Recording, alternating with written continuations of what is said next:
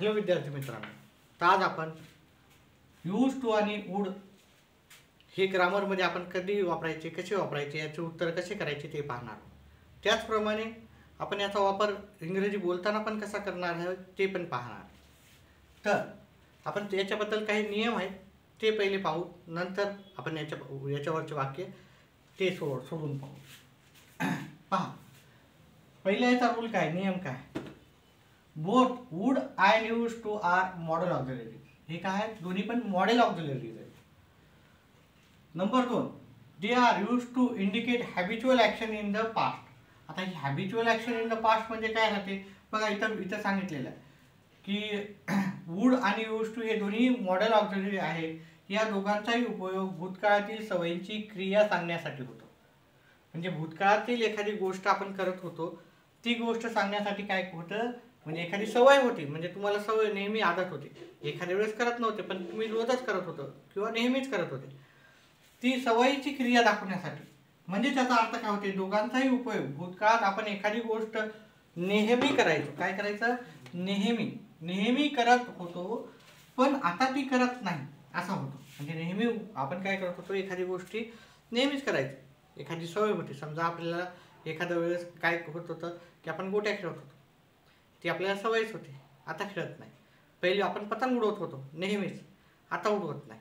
ठीक आहे, म्हणजे एखादी आपल्याला सवय जर असेल, आजी असेल, समजा मी पहिले आधी अभ्यास करत होतो, नेहमी अभ्यास करत होतो, आता शाळेचा अभ्यास होमवर्क कंप्लीट करत होतो, आता मी कोणत्या शाळेत जात नाही, त्याच्यामुळे मी आल्या शाळेतून होमवर्क कंप्लीट करू शकतो का, नाही. म्हणजे मला ती पहिले सवय होती पण आता करतच नाही. तर आहे का मला सवय, नाही, मी शाळेतच जात नाही किंवा कॉलेजमध्येच जात नाही, कॉलेजमधून आल्या मी माझा होमवर्क कंप्लीट करत होतो, पण आता सध्या मी नाही करत ती गोष्ट.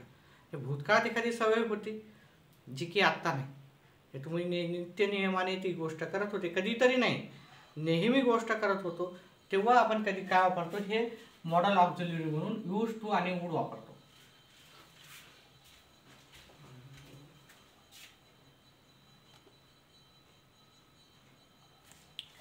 त्याच्यानंतर आपण पुढचा नियम पाहिला तर दोघांचाही अर्थ हा सारखाच असल्यामुळे हे दोघेही मॉडेल ऑक्झिलरी एकमेकांच्या ऐवजी वाक्यात काही बदल न करता वापरतात.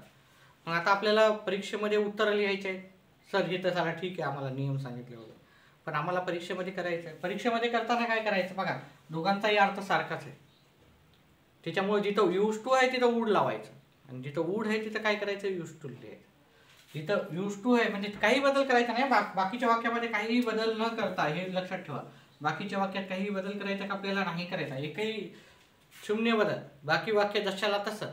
जिथं यूज टू आहे तिथं वूड लिहायचं, जिथं वूड आहे तिथं यूज टू. आपण काही प्रश्न पाहूच तेव्हा आपल्याला कळून जाईल, पण एवढा गोष्ट लक्षात ठेवा की अतिशय सगळ्यात सोपा आणि परीक्षेला नेहमी येणार, 10वीला असो, 12वीला असो, 9वीला असो, स्पर्धा परीक्षेमध्ये येणारा अतिशय सोपा हा असा ग्रामरचा प्रकार आहे. काहीही बदल नाही करायचा, मूळ वाक्य जशा तसं ठेवायचं, आणि काय करायचं, यूज टूच्या जागी वूड वापरायचं आणि वूडच्या जागी यूज टू. आता यूज टू किंवा वूड नंतर मुख्य क्रियापदाचे मूळ रूप येते. म्हणजे मुख्य क्रियापदाचे काय येते याच्यात पहा, हा पण रूल तुम्हाला लक्षात नाही ठेवलं तर परीक्षेसाठी लक्षात नाही ठेवलं तरी चालते, कारण आपल्याला वाक्यात काही बदल करायचाच नाही.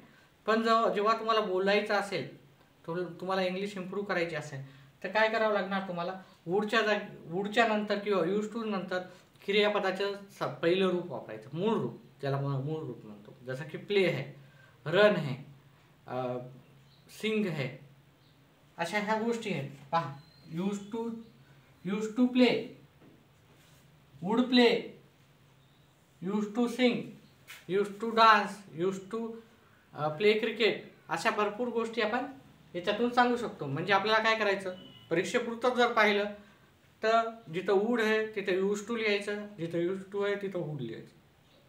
आणि बोलताना, मेन हे बोलताना, तुम्हाला स्पीकिंग करताना जेव्हा यूज टू किंवा वूड वापरतो तेव्हा क्रियापदाचं फक्त पहिलं रूप वापरायचं. ठीक आहे,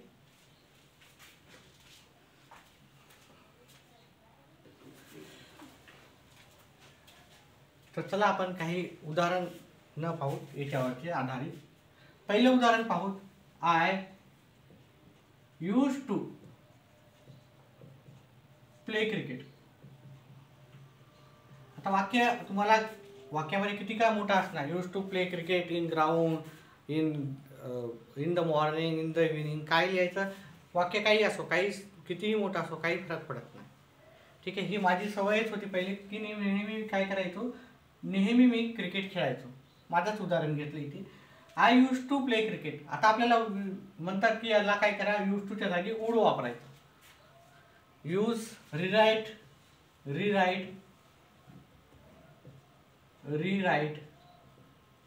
सेंटेन्स, युजिंग.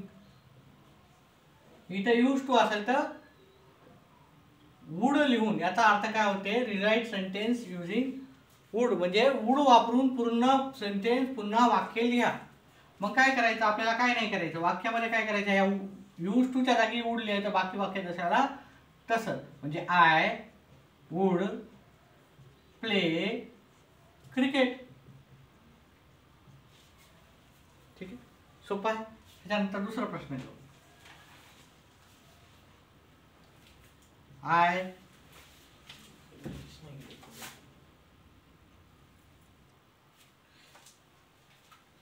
त्याचप्रमाणे मी काही ते वाक्य लिहिलेले आहे.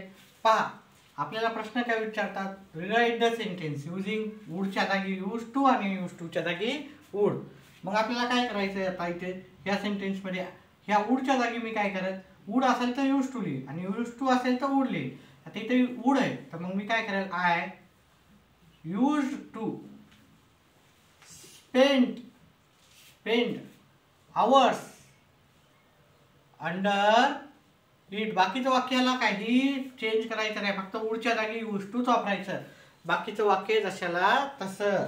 त्याच्यानंतर पुढचा प्रश्न, ह्या यूज टूच्या जागी काय वापरायचं, मग आपल्याला वूड वापरायचं. He would get up early in the morning.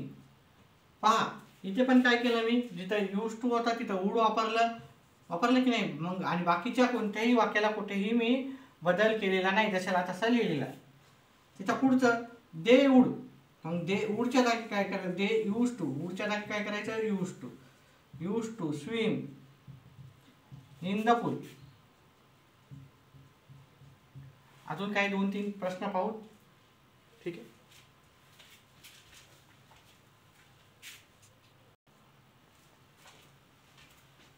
पुढचे काही वाक्य घेऊ. ठीक आहे, पहा इथं यूज टू आहे, यूज टूच्या जागी काय आपल्याला लिहायचं, वूड लिहायचं आहे, बाकीचं वाक्य जसं तसं. मग काय होईल, my father would send me to our field.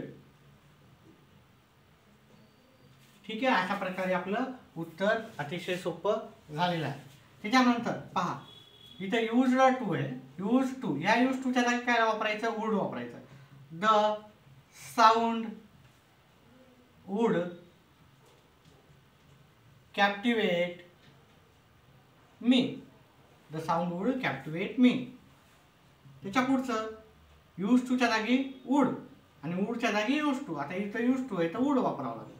We would bake for a living.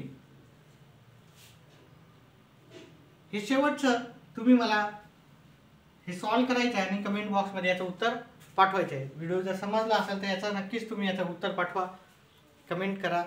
आणि जर व्हिडिओ आवडत असेल तर व्हिडिओला लाईक आणि चॅनलला सबस्क्राईब करायचं विसरू नका, जेणेकरून तुम्हाला येणारे माझे सगळे ग्रामरचे, गणिताचे किंवा कॉम्पिटिटिव्ह एक्झामचे जे पण व्हिडिओ असतील ते तुम्हाला पाहायला मिळतील. व्हिडिओ पाहिल्याबद्दल धन्यवाद.